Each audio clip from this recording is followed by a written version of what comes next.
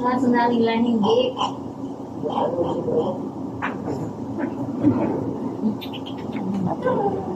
Wait lang. Leave lang. Wait lang.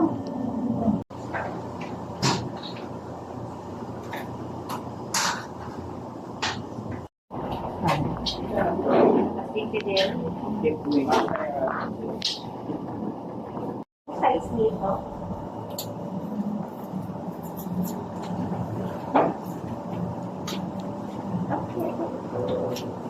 Siyempre, number 3 to. Ay, number ano yan to? Number 1. 2. Ate. Pwede nyo i-uwi. Tapon yung pagkatapos. Number 2. Ang laki Ano na. na din na yan? Tanggalin na.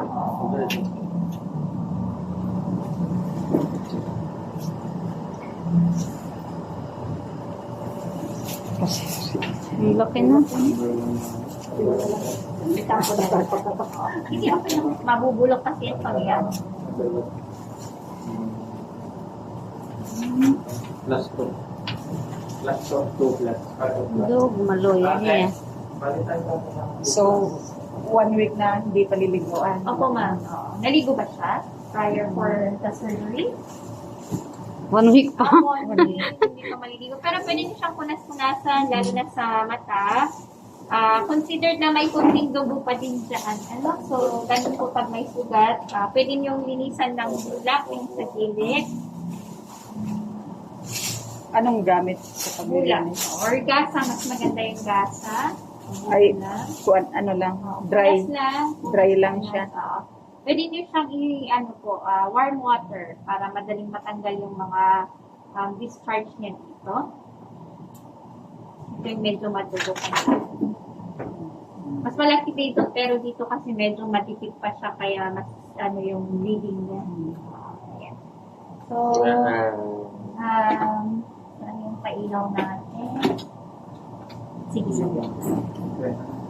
Tapan mo ko ng tail light.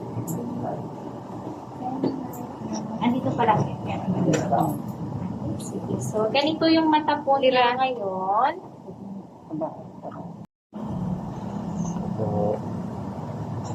Ayaw niya. Oo. Okay, may gagawin. Sige, wag ko lang. Okay, anyway, makikita nyo din lang naman, no? Is nakakita na siya ng maayos. So, bali po, ang eye drop, kaya namang ipatak yun sa kanya, ma'am, no? One drop lang naman, i-stop mo mamaya. Mag-isuot na lang yung fully Lira. Lira.